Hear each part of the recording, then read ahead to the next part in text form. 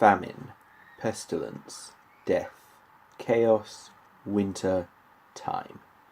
These are just words, titles for human concepts of reality and the things that the world around us does, right? Not so on Discworld. On Discworld they are, for lack of a better word, alive. Because in the universe of the Disc, they are anthropomorphic personifications. Hello and welcome back to the Discworld lore series. Today we will be going through the concept of anthropomorphic personifications on the Discworld, which are a very real and crucial part of the way that a magical universe works. Let's begin, shall we? An anthropomorphic personification, as the name rather implies, personifies a phenomenon or a concept. The name comes from the concept of anthropomorphism, a term meaning the tendency of us humans to apply, through accident or habit, or even deliberately, human characteristics, emotional responses, or ideals to the behaviour of non-human things. This is most commonly used in science when talking about animals, plants, or various microorganisms, but given human nature and our habit of anthropomorphizing to help ourselves understand things, it even crops up in physics from time to time, much to the embarrassment of everyone involved. In the universe of Discworld, however, things are a bit less cut and dry than that. An anthropomorphic personification may have more power than the gods. For example, death appeared when the first mortal creature came into existence in the universe and became aware that it would one day end. Death is far older than any of the gods who came into existence by belief or worship of sentient creatures, and in Death's house there are lifetimers for the gods just as there are lifetimers for everyday people. If they are in the same class as the gods in the sense that they are powered by belief as gods are, then this would explain how they are immeasurably more than a god could ever hope to be. A group of people might follow a god, but every mortal living creature, sentient or otherwise, knows its existence, the passage of time, of death and disease, the instinctive desire to avoid hunger, the rage that comes of the desire to harm or to avoid harm. Belief in such things doesn't even count as belief in the sense of the word anymore. Deep certainty of the soul in the hidden depths of the subconscious of all living things. We know death is real. We know the fear of famine. We know the reality of disease and war and time.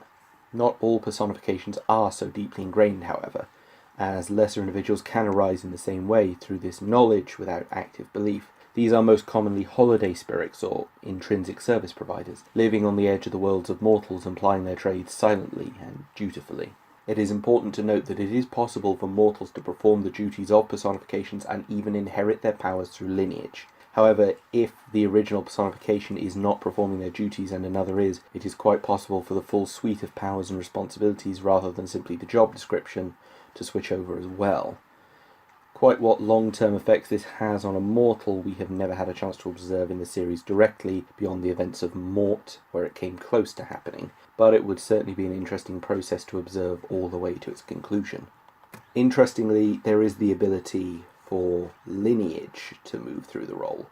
We have the fact that mortals can take on the power and responsibility by accident, as I've mentioned happened with Mort and his daughter Susan in the fullness of time, at times when they were forced to fulfill the role of death, and to the young witch Tiffany Aching when she accidentally took the Summer Lady's place in the Black Morris dance. Now that we've gone over what they are, let's go over some of the more notable personifications on the Discworld that we know are present. To begin with, we have a very interesting case in the form of the Tooth Fairy. The Tooth Fairy started out as the anthropomorphic personification of fear, otherwise known as the first Bogeyman. After centuries of this duty, however, it learned enough of the mortals and learned to care for them. Through this caring, it decided to protect children by guarding their teeth from the possibility of controlling magic, one of the oldest and most dangerously potent magics there are. As the personification of a different force, the Tooth Fairy did not have the powers exhibited in time manipulation shown in other personifications, as such forcing them to hire intermediaries and set up a network of human agents. This included girls for the collecting of the teeth, drivers for the wagons to bring the teeth through to the Tooth Fairy's dimension, and overseers and managers and clerks to keep the whole thing running smoothly in every city. The Tooth Fairy is also the first personification we have yet to see die. During an attempt by the auditors to kill the Hogfather, their agents invaded the Tooth Fairy's tower, and in order to drive them off, the Tooth Fairy, or the personification of fear as was, used their own worst fears to drive them off, but in so doing the aging and already strained personification expended the last of its energy and faded from existence. We do see others moving in to replace the Tooth Fairy in this role, but we have as yet not seen the end result of this process. At the very least, the tooth collecting franchise is still running smoothly as a lasting legacy. And with enough belief, maybe we haven't seen the last of them yet.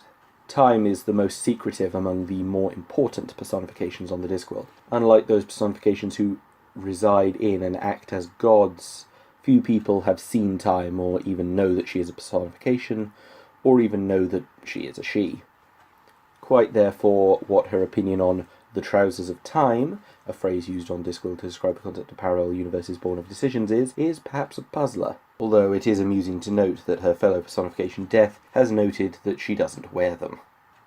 The Time herself has the appearance of a tall, beautiful young woman with dark hair. She fell in love with the philosopher Wen the Eternally Surprised, a monk who, thousands of years ago, pondered time so thoroughly that time appeared to him as a person. Wen left the monastery of the history monks that he had founded, and the two have been living in her glass cathedral ever since.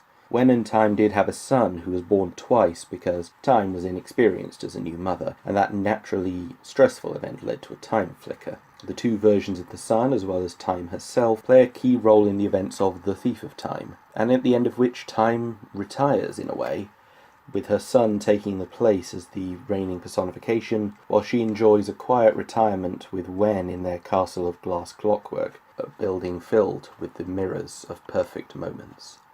One can only assume that she's earned it, after all. The third and final personification we want to talk about for this video is one of the more amusing ones, the Soul Cake Duck. The Soul Cake Duck is a minor and not very powerful supernatural entity, the anthropomorphic personification of Soul Cake Tuesday, which curiously also marks the start of the duck hunting season. The first duck to appear on a Soul Cake Tuesday is considered very lucky, but perhaps for only someone who's in the mood for a duck dinner, and certainly not for the duck itself. The Soul Cake Duck is rumoured to be paranoid beyond sanity and generally in a very bad mood, for perhaps self-evident reasons. Soul Cake Tuesday may be a parallel to our Earth's Easter, as much like the Easter Bunny on Roundworld, the Soul Cake Duck is associated with sweets and hunting for hidden eggs. The duck lays edible eggs that are certainly more confectionery in nature than the usual duck egg. Now, while there are far many personifications we could be talking about across the disc and its history, such as the Horseman, the Wintersmith and the Summer Lady, the Hogfather, and not least of all, Death, this video would be hours long if I tried to cover them all. All will be covered in due time on the channel, however, so if you're interested in seeing more, do subscribe to the channel, leave a like and a comment below, perhaps stating which of the personifications you'd like to see me talk about next, and until then, I'll see you in the next one. Bye for now.